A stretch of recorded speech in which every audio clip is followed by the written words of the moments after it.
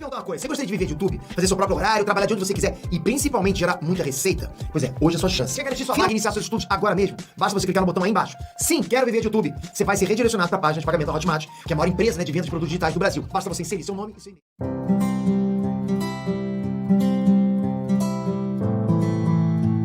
Falando. E Crimeia tomou e ficou? Foi isso? Qual foi Por enquanto, sim. A alegação na época? O Putin fala um monte de coisa. Ele disse na época que era porque a Crimeia era historicamente russa e não sei o que lá, e que foi um erro do Nikita Khrushchev de ter entregue a Crimeia para a Ucrânia. Mas a verdade é a seguinte, a Rússia assinou um acordo, assinou a independência da Ucrânia em 91, reconhecendo a Crimeia como parte da Ucrânia. E depois, em 94, de novo, assinou um outro acordo também reconhecendo mais uma vez as fronteiras de 91 como as fronteiras da Ucrânia. Então não tem como Putin dizer agora, não, mas historicamente era nossa. Ele nunca questionou isso, né? Então, e o que você acha que foi isso? Não, o que foi isso certamente foi resultado da Revolução da Praça Maidan, lá na Ucrânia, né?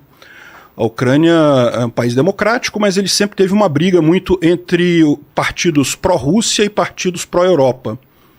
Então tem uma grande parte da população ucraniana que é pró-Europa, quer que a Ucrânia entre na comunidade europeia, se ligue mais com a Europa, e tem uma parte da população que queria mais a Rússia, né? Queria mais se ligar com o passado, né? Se fosse colocar em proporção, você falaria que é como isso? Olha, isso foi variando ao longo do tempo, tá? No primeiro momento, logo da independência da Ucrânia, era uma coisa maior, mas está diminuindo. E agora com essa guerra praticamente acabou tudo pró-Rússia na Ucrânia, ninguém mais é pró-Rússia na Ucrânia. Virou totalmente a opinião, claro. Você ser invadido desse jeito, né? Destruído, tudo atacado.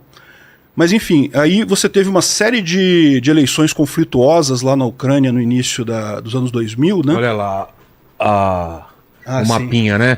Crimeia lá, que é estratégico pra caramba, porque tá no Mar Negro, né? E é um porto muito grande que tem lá, não é? O porto de Sevastopol, Exato. Exatamente. Esse porto de Sevastopol, tá, ele era da União Soviética, né? Quando era União Soviética, era tudo a mesma coisa. Embora fosse um país independente, fazia parte da União Soviética, então não fazia diferença. Quando teve a independência da Ucrânia em 91, que acabou a União Soviética, a Ucrânia assinou um acordo com a Rússia de leasing do porto de Sevastopol. Então, embora a área fosse reconhecida como da Ucrânia, ela estava alugada, vamos dizer assim, para a Rússia até 2015. Então a Rússia tinha até 2015 como aluguel. Depois disso teria que renovar esse aluguel ou sair de Sevastopol, né? Isso é um outro fator que certamente ajudou também nessa história toda. Com certeza. Porque na ocasião a Ucrânia não queria renovar esse leasing de Sevastopol, né? E algumas pessoas acham que, não, porque a Rússia não tem outro porto de água quente, não sei o que lá, mas teve essa justificativa, né? Mas isso é falso, isso é mentira. Se você olhar aqui, logo do lado da Crimeia, aquela região ali, tem o porto de Novorossiysk. Fica onde? Novorossiysk é que não tá o nome ali, mas é logo ali à direita. Mar do Azov? Não, naquela região? Isso, para baixo do Mar de Azov. O Mar de Azov ele é muito raso. O pessoal tá vendo o mapa? Tá? Beleza. O Mar de Azov é muito raso, então não dá para navios muito grandes. Sei. Mas embaixo, aquela parte toda ali é russa, né? E tem uma baiazinha, dá para ver daqui, se você prestar atenção ali, uma baiazinha que é justamente Novorossiysk, que é um outro porto, igualzinho Sevastopol, de água quente. Água quente, eles falam porque é uma água que não congela no inverno. Não congela no inverno, exatamente. A Rússia tem esses portos aí no Mar Negro e tem Kaliningrado, né? Que também é outro porto que não congela no inverno. Então não é uma boa justificativa falar que é por causa Não tinha nenhuma justificativa. Foi uma invasão totalmente sem sentido. E por que você acha que o mundo ficou quieto, né? Invadiram e... Pois é. Isso é uma coisa que todo mundo... Não. Na época era o Clinton. 2014, é verdade. Não, peraí, desculpa. O Clinton foi o Acordo de Budapeste. Era o Obama. Era Obama ainda? O Obama, em 2014, que jogou panos quentes. Queria que a Ucrânia aceitasse a coisa, fizesse um acordo de paz e coisa e tal. Essa pressão por um acordo de paz tem agora também. Tem muita gente que acha que não, tem que fazer um acordo de paz e parar e coisa e tal. Mas a verdade é a seguinte, é o que os próprios ucranianos falam. A gente fez isso, a gente tentou isso em 2015. O que o Putin fez? Ele reuniu mais força, preparou mais o exército e invadiu de novo. Se a gente fizer agora isso, vai acontecer a mesma coisa. O Putin vai aproveitar esse período agora para descansar, para recompor as tropas, para comprar mais equipamento, para preparar e daqui a pouco vai invadir de novo. Então, não tem lógica isso. Né? Sem contar que já era um absurdo desde 2014 esse tipo de coisa, essa invasão. Né? O mundo não pode tolerar países que simplesmente invadem porque não gostam do governo do país do lado. Isso é uma coisa... não tem como ter paz num mundo desse, né? Eu fico muito feliz que dessa vez o pessoal abriu os olhos para isso, né? Porque em 2014 houve essa invasão e ninguém o pessoal falou nada. Acalmou. E eu acho que justamente o Putin invadiu dessa vez porque ele achou que ia acontecer a mesma coisa. Aliás, esse foi um dos grandes erros do Putin, né? Foram os 3 grandes erros dele.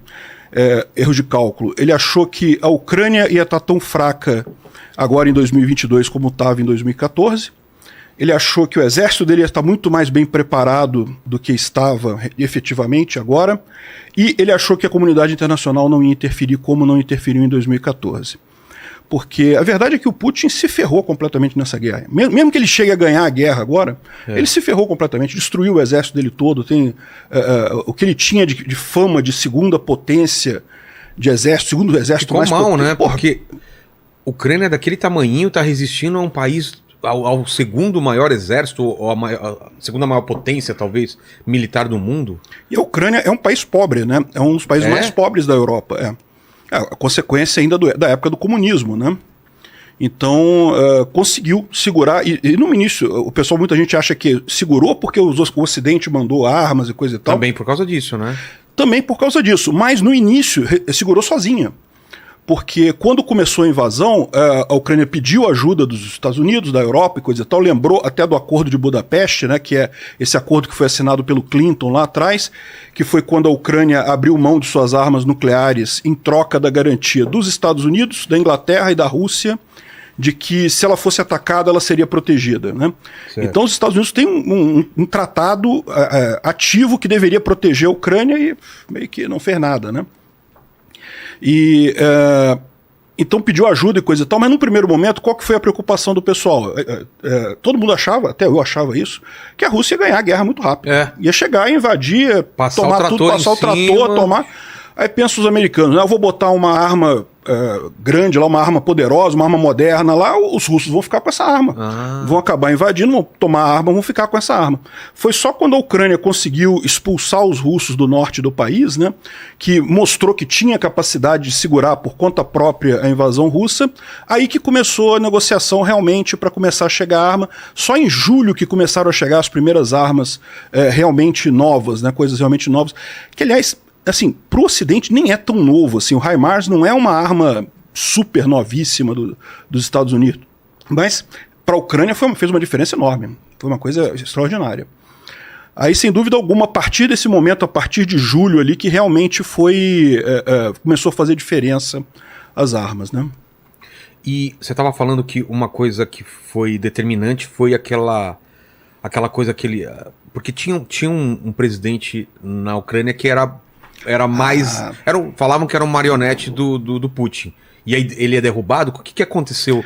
Não, é um processo que vem desde 2002, 2004. Tá? O que aconteceu? E como eu disse, a Ucrânia, ela, depois da separação, ela seguiu com vários presidentes e coisa e tal, tem o grande mérito de ter tido vários presidentes diferentes, uma democracia de verdade, que funcionava. Ao contrário de Belarus, que sempre teve o Lukashenko como presidente, e a própria Rússia, que teve o Yeltsin, depois o Putin, e basicamente não mudou mais, né?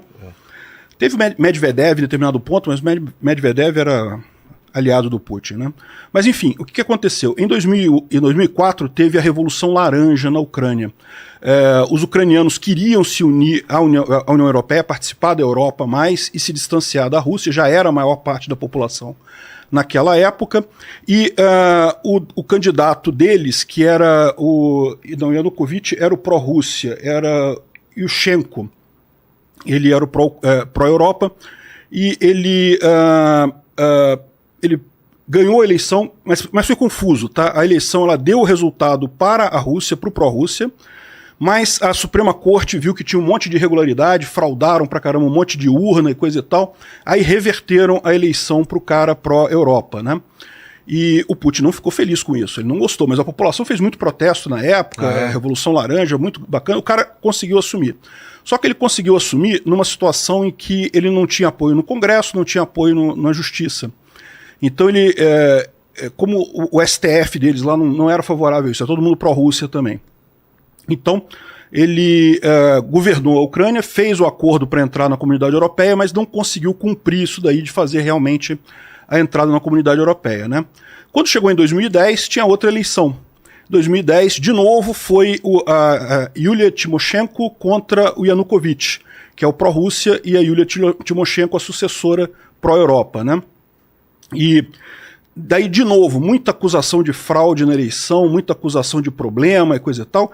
E, de fato, né, a Rússia ela é especialista em fraudar a eleição, esse tipo de coisa, então existe a chance de ter isso mesmo. Só que dessa vez a Suprema Corte não se meteu, e daí ganhou o Yanukovych, que é o pró-Rússia lá da história, né? E ele governou durante um tempo, mas dessa vez aconteceu uma mudança. O Congresso passou a ser mais pró-Europa, e o povo continuou pressionando para entrar para a comunidade europeia, para romper com a Rússia e entrar para a comunidade europeia.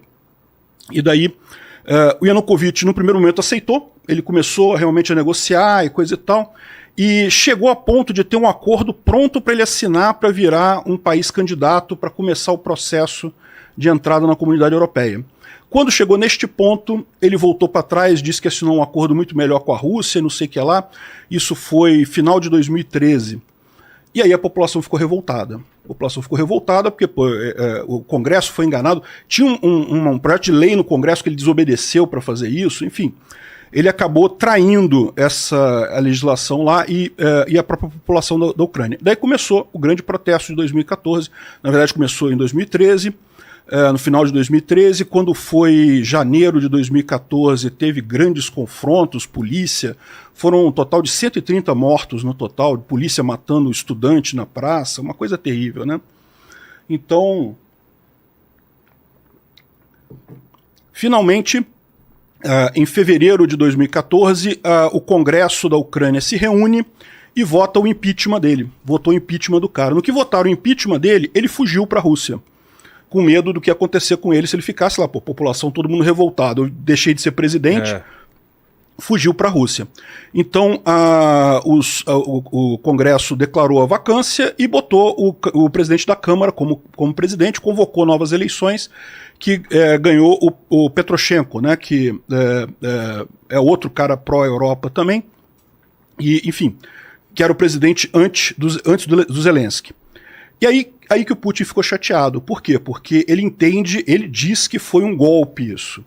Mas não foi um golpe, foi uma votação de impeachment. Impeachment é impeachment, tá na lei, igual aqui no Brasil. Já tivemos 2 aqui no Brasil. Tem um processo, né? Tem um processo, foi lá, o Congresso votou, teve a coisa. E além disso, o cara fugiu. Então, ou seja, o cara fugiu, acabou a vacância do cargo, né? Então não tem nenhuma razão para chamar o que aconteceu na Praça Maidan de golpe, né?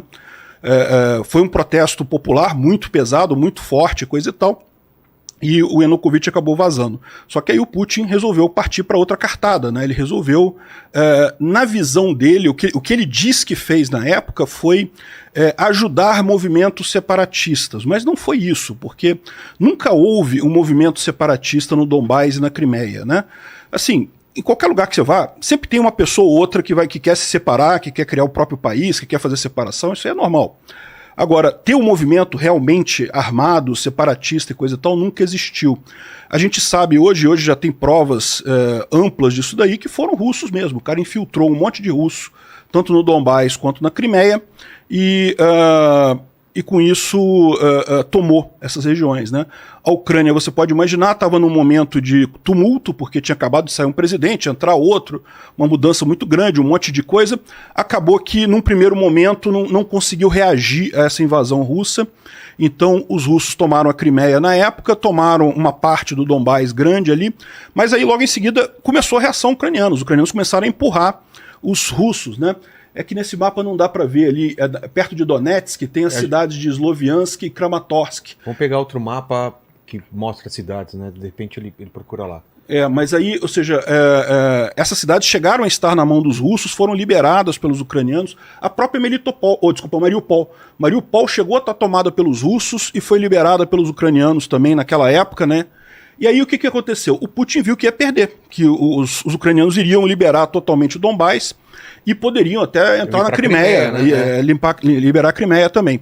Aí começou esse papo de fazer paz, não vão fazer paz, acordo de paz, resolver diplomaticamente. Aí o Obama entrou nessa também, falou que não, para aí, vamos parar com essa guerra, vamos fazer acordo de paz e coisa e tal. E pronto, a Ucrânia entrou nessa roubada em 2015, né? Então foram 3 acordos de Minsk, porque o primeiro foi assinado, aí a Rússia descumpriu, o segundo foi assinado, a Rússia descumpriu, o terceiro foi assinado, aí ficou. E ficou uma parte ali do Donbás, que é aquela parte mais escura que você está vendo no mapa ali, ó, perto de Donetsk e Luhansk, né? O Donbás é Donetsk e Luhansk. Tá.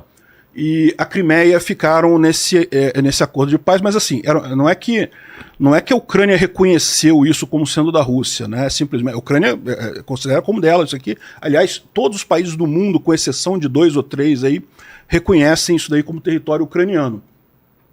Mas iam parar a guerra e negociar. Só que negociar não vai, né? O Putin não aceita voltar atrás em nada, né?